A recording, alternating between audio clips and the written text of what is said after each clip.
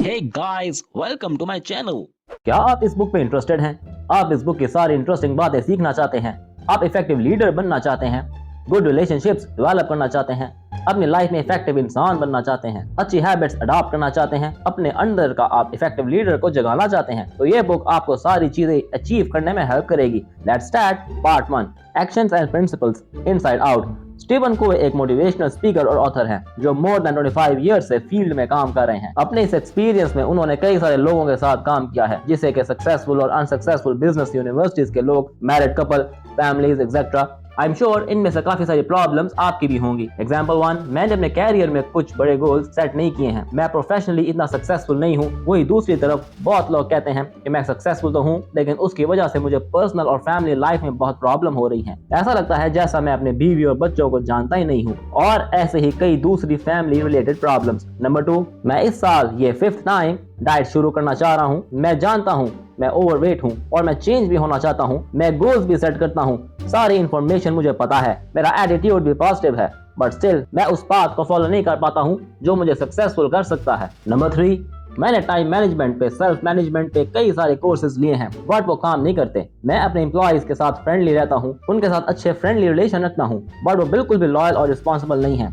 Number 4, मैं अपने बच्चों को काम की वैल्यू सिखाना चाहता हूँ, लेकिन उनसे कोई भी काम करवाने के लिए मुझे उनके पीछे लगना पड़ता है। वो खुद वो काम क्यों नहीं करते? ऐसे ही कई तरह के डिफरेंट प्रॉब्लम आप भी लाइफ में फेस कर रहे हैं, और आई एम श्योर आपको भी लाइफ में ये प्रॉब्लम या ऐसे ही कुछ और प्रॉब्लम हो सकती है, जहाँ आप कुछ अचीव करना चाहते हैं बट आप वो अचीव नहीं कर पा रहे। इसके बारे में ऑथर कहते हैं कि ये प्रॉब्लम एक्चुअल में बहुत डीप है, और समझने वाली बात यह है कि हम शॉर्टकट्स का यूज करके इन प्रॉब्लम्स को सॉल्व नहीं कर पाते, जो मैक्सिमम लोग करने का ट्राई करते हैं। जैसे कि ऑथर ने इस बुक में एग्जाम्पल दी है, वो और उनकी वाइफ सैंटा ऐसे ही प्रॉब्लम फेस कर रही थी। उनका एक बेटा स्कूल जाता था जिसे बहुत प्रॉब्लम हो रही थी। एकेडमिकली वो अच्छा परफॉर्म नहीं कर रहा था, सोशली वो बहुत ऑकवर्ड बिहेव कर रहा था। बहुत छोटा और स्किनी जैसा लड़का था, ना वो स्पोर्ट्स में अच्छा था, ना वो पढ़ाई में अच्छा था। जब वो कोई भी टेस्ट देता था तो वो टेस्ट के इंस्ट्रक्शंस को फॉलो नहीं कर पाता था। जब भी वो बेसबॉल खेलता था, वो बॉल देखने से पहले ही बैट घुमा देता था, जिसकी वजह से दूसरे उस पर हंसते थे। उनके बेटे की सारी चीजें ठीक थी, लेकिन ऑथर और उनकी वाइफ बहुत कोशिश कर रहे थे और अपने बेटे के लिए डिफरेंट टेक्निक यूज कर रहे थे। कम ऑन बेटा, तुम कर सकते हो।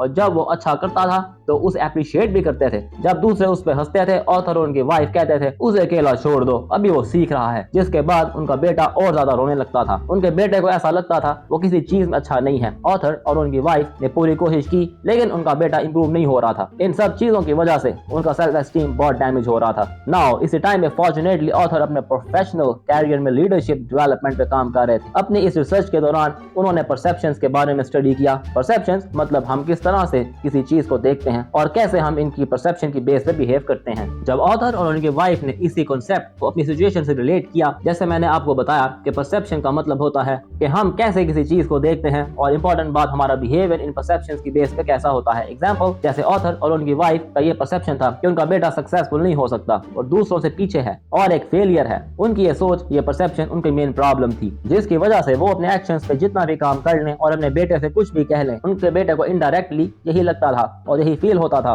कि तुम इतने काबिल नहीं हो और हमें तुम्हें प्रोटेक्ट करने की जरूरत है। अब इस प्रॉब्लम को समझने के बाद ये बहुत जरूरी था कि ऑथर और उनकी वाइफ अपने परसेप्शंस को चेंज कर लें, जो फिर उन्होंने किया भी। The personality and character ethic. अपने कैरियर में इस टाइम ऑथर सक्सेस लिटरेचर को बहुत डीपली स्टडी कर रहे थे और उन सारी चीजों को स्टडी कर रहे थे जो 1776 से लेकर अभी तक पब्लिश हुई थी। फिर चाहे बात सेल्फ इंप्रूवमेंट की हो, सेल्फ हेल्प की बात हो, साइकोलॉजी की बात हो, वो इनसे रिलेटेड आर्टिकल्स, बुक्स, लिटरेचर पढ़ रहे थे, बिकॉज वो उन सीक्रेट्स को जानना चाहते थे जिसे इंसान सक्सेसफुल लाइफ गुजार सकता है। नाउ इस टॉपिक पे डीपली स्टडी करने के बाद उन्होंने एक बहुत इंपॉर्टेंट बात नोटिस की। उन्होंने देखा जो पुराना 150 इयर्स का लिटरेचर था वो कैरेक्टर एथिक्स पे फोकस करता था। कैरेक्टर एथिक मतलब वो इंपॉर्टेंट प्रिंसिपल्स जो इंसान को अपने अंदर डेवलप करने होते हैं, जैसे इंटेग्रिटी मतलब जो बोलना वो करना, सच बोलना, सिंप्लिसिटी, जस्टिस, करेज मतलब हिम्मत, कॉन्फिडेंस एक्सेट्रा। अब ये तो हो गया पहले 150 इयर्स का लिटरेचर, लेकिन उन्होंने एक और चीज नोटिस की, वो ये थी कि जो लास्ट 50 इयर्स का लिटरेचर था वो कैरेक्टर एथिक नहीं, पर्सनैलिटी एथिक पे फोकस करता था। हैबिट नंबर 1,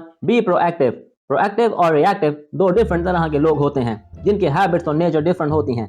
रिएक्टिव लोग वो होते हैं जो किसी भी सिचुएशन पर रिएक्ट करते हैं। प्रोएक्टिव लोग वो होते हैं जो किसी भी सिचुएशन को एनालाइज करके सॉल्यूशन फाइंड आउट करते हैं। इसकी बेस्ट एग्जांपल ऑथर ने दी है। किसी भी इंसान के लाइफ में दो तरह के सर्कल होते हैं। फर्स्ट सर्कल को बोलते हैं circle of concern. Circle of concern वो सब चीजें होती हैं जिन पे आपका कंट्रोल नहीं होता, लाइक डिजास्टर, वेदर, पॉलिटिक्स। कोई इंसान आपके बारे में क्या सोचता है जिसे आप चेंज नहीं कर सकते। ज्यादातर लोग इसी बारे में कंप्लेन करते हैं। वो कहते हैं life is unfair, people are bad, he made me cry, I don't deserve this. इस तरह के सोच रखने वाले लोग टफ सिचुएशन को अपने अलावा किसी भी चीज के साथ एसोसिएट करने में एक्सपर्ट होते हैं। दुनिया बहुत बुरी है, बहुत महंगाई हो गई है, मेरे रिलेटिव अच्छे नहीं है, इनका फोकस सारा इन्हीं बातों पे होता है। दूसरी तरह के लोग होते हैं प्रोएक्टिव लोग। ये लोग अपना फोकस उन चीजों पे रखते हैं जिन्हें ये कंट्रोल कर सकते हैं। अगर दुनिया में महंगाई हो गई है तो ये लोग सोचते हैं कि हम अपनी इनकम सोर्सेज को कैसे बढ़ा सकते हैं। Habit 2, begin with the and in mind. Imagine करें आप डेथ बेड पे हैं, आप अपनी आखिरी सांसें ले रहे हैं और आपको मौका मिला है आप टाइम में वापस चले जाएं,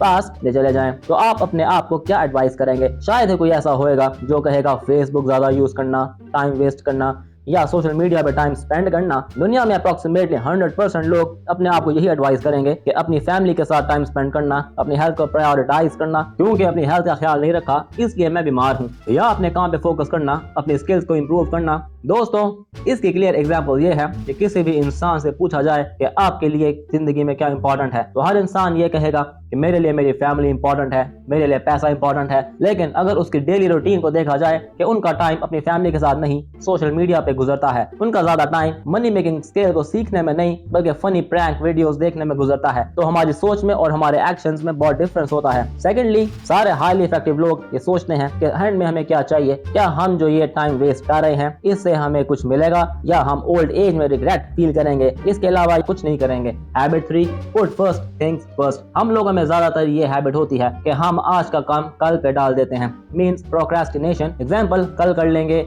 जल्द कर लेंगे, अभी तो बहुत टाइम है। सक्सेसफुल लोगों में ये हैबिट बिल्कुल नहीं होती। आप देखेंगे जो लोग कामयाब होते हैं वो सुबह उठते हैं, सबसे पहले ये देखते हैं कि मोस्ट इंपॉर्टेंट टास्क कौन सा है और वो उसे पूरा करते हैं। सक्सेसफुल लोगों के लिए प्रायोरिटीज मैटर करती हैं। सक्सेसफुल लोग नो लिखने में एक्सपर्ट होते हैं। फ्रेंड्स, स्टीफन कोहेन ने इंपॉर्टेंट अर्जेंट मैट्रिक्स से प्रायोरिटीज को वेल एक्सप्लेन किया है। इसमें 4 क्वाड्रेंट्स होते हैं। आप अपने काम को इन 4 क्वाड्रेंट्स में असाइन करें। क्वाड्रेंट 1 और क्वाड्रेंट 2 को सॉल्व करें। अगर आपको टाइम मिल जाए तो आप क्वाड्रेंट 3 और क्वाड्रेंट 4 के टास्क खत्म करें। Let's look at the quick summary. Quadrant 1 में वो काम होते हैं जो इंपॉर्टेंट होते हैं, अर्जेंट होते हैं, उनके बगैर आप ग्रो नहीं कर सकते, इन्हें मैनेजमेंट कहते हैं। क्वाड्रेंट 2 में वो काम होते हैं जो बहुत इंपॉर्टेंट है लेकिन अर्जेंट नहीं होते। एग्जांपल, आपकी हेल्थ रूटीन, लेकिन हेल्थ का ख्याल रखना मोस्ट इंपॉर्टेंट होता है। ज्यादातर लोग क्वाड्रेंट 2 की बातों को इग्नोर कर देते हैं क्योंकि भी टाइम नहीं आया होता और वो इस काम को डिले कर देते हैं, तो ये बातें क्वाड्रेंट 1 में चली जाती हैं। मींस जब आपके हेल्थ इश्यूज पैदा होते हैं तो ये आपके लिए इंपॉर्टेंट अर्जेंट हो जाते हैं। वेट कम करना इंपॉर्टेंट होता है इसलिए आप उसे करना स्टार्ट कर देते हैं। लेकिन अगर आप स्टार्ट से इस बात पे फोकस करते हैं, अपनी हेल्थ को प्रायोरिटाइज करते हैं, तो क्वाड्रेंट 2 का काम कभी भी क्वाड्रेंट 1 में ना आए। क्वाड्रेंट 3 में वो काम आते हैं जो अर्जेंट होते हैं लेकिन वो इंपॉर्टेंट नहीं होते। ये वो काम होते हैं जिन्हें किए बगैर आपका गुजारा नहीं होता, लेकिन ये आपको टाइम की enjoyment, example Facebook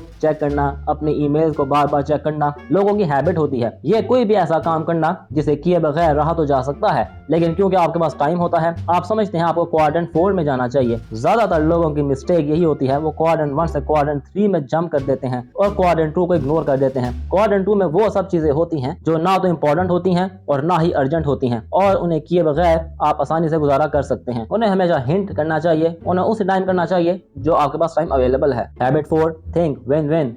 author Stephen Covey कहते हैं कि रिलेशनशिप की डिफरेंट टाइप्स होती हैं जिनमें मोस्ट कॉमन होता है विन लूज रिलेशनशिप, जिसमें हर इंसान ये जानता है कि मैं उस टाइम जीतूंगा जब दूसरा इंसान हारेगा और उसे हराना जरूरी है। यह सबसे ज्यादा मिस्टेकन और बैड हैबिट है क्योंकि ज्यादातर लोग लाइफ को स्पोर्ट्स के साथ जोड़ देते हैं। लाइक स्पोर्ट्स में एक इंसान विन करता है तो दूसरा इंसान हारता है, सेम वे में वो लाइफ को डील करते हैं, लेकिन ये सच नहीं है। सेकंड टाइप का रिलेशन होता है लूज लूज रिलेशनशिप। इस रिलेशन में अगर मेरा नुकसान हो गया है तो मैं चाहूंगा कि अगले इंसान का भी नुकसान हो जाए। तो लाइफ में बहुत से एग्जाम्पल हैं। एग्जाम्पल, एक इंसान की डिवोर्स हो जाती है और वो अपनी प्रॉपर्टी का आधा हिस्सा वाइफ को ना देना चाहे तो वो अपनी सारी प्रॉपर्टी डोनेट कर देता है। ये है लूज लूज सिचुएशन। इसमें आप किसी का फायदा नहीं देख सकते क्योंकि आपका नुकसान हो रहा है। लास्ट में है विन विन सिचुएशन। इस रिलेशनशिप में हम ये देखते हैं कि हमें कैसे अपना भी फायदा कर सकते हैं और हमारे पार्टनर का भी फायदा हो सकता है। इसकी एक इजी एग्जांपल है, सोशल मीडिया इन्फ्लुएंसर एक दूसरे की बुराई करें, एक दूसरे को नीचा दिखाने की कोशिश करें तो एक इन्फ्लुएंसर जीत जाएगा और दूसरा हार जाएगा। सेकेंडली, वो आपस में कोलैब करें,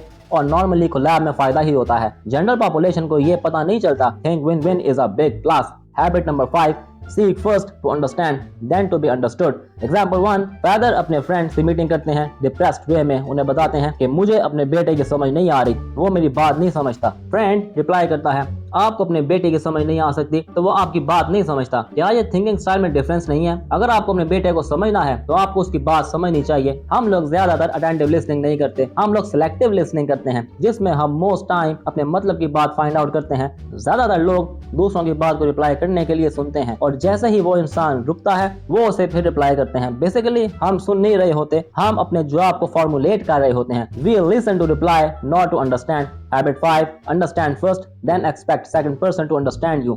Habit 6, synergize.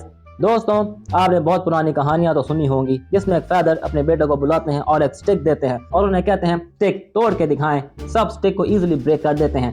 जब सब स्टिक्स इकट्ठे करके उन्हें तोड़ने की कोशिश करते हैं तो वो किसी से नहीं टूट पाती। फिर फादर अपने बेटों को एक बात समझाते हैं, यूनिटी इज स्ट्रेंथ। सेम चीज यहाँ पे अप्लाई होती है। किसी भी इंसान के सक्सेस में वो अकेला रिस्पॉन्सिबल नहीं होता, उसके साथ टीम होती है, फैमिली होती है और बहुत से लोगों की उन्हें सपोर्ट होती है। तो कभी भी ये नहीं सोचना चाहिए कि आपकी जीत में सिर्फ आपका रोल है। याद रखें, अकेले सक्सेस अचीव करना बहुत डिफिकल्ट है, लेकिन अगर आप सक्सेसफुल हो भी जाएं तो अकेले सक्सेस का मजा नहीं आता। Habit number 7, sharpen the saw. Example, एक फार्मर ट्रीज को काटना चाहता है लेकिन उसका सॉ शार्प नहीं है तो उसका फ्रेंड आगे कहता है कि इस सॉ को शार्प कर लें, तो वो रिप्लाई करता है, मेरे पास बिल्कुल टाइम नहीं है, मैं फास्ट इस दरख्त को काटना चाहता हूँ। बेसिकली वो ये सोचता है कि वो इस तरह टाइम ज्यादा वेस्ट करेगा। अगर वो सॉ को या आरी को तेज करेगा तो ये एक मिसकंसेप्शन है। सिमिलरली हमारी स्किल्स, हैबिट्स ऐसी होती हैं जिन्हें हम कभी भी इंप्रूव करने की कोशिश नहीं करते। एग्जाम्पल, ऑफिस एम्प्लॉयज ऑफिस में मेस क्रिएट करते रहते हैं, कोई भी चीज ऑर्गेनाइज नहीं रखते, फाइल्स पेपर डिसऑर्गेनाइज होते हैं क्योंकि वो बिजी होते हैं, प्रोडक्टिव नहीं। लेटर ऑन जब उन्होंने डॉक्यूमेंट फाइंड करना होता है तो वो डॉक्यूमेंट उन्हें नहीं मिलता और वो उतना ही टाइम उस दिन उस पेपर को फाइंड आउट करने में लगाते हैं जो टाइम वो डेली अपने पेपर्स को ऑर्गेनाइज करने में लगा सकते थे। अगर आपको मेरी ये वीडियो पसंद आई तो अपने दोस्तों के साथ शेयर करिए जिनकी लाइफ आप चेंज करना चाहते हैं, जो अमीर होना चाहते हैं। Don't forget to like, comment and subscribe. Bell icon press करिएगा ताकि आपको हमारी हर वीडियो की नोटिफिकेशन आती रहे। अभी के लिए इतना ही, मिलते हैं नेक्स्ट वीडियो में। Thanks for watching.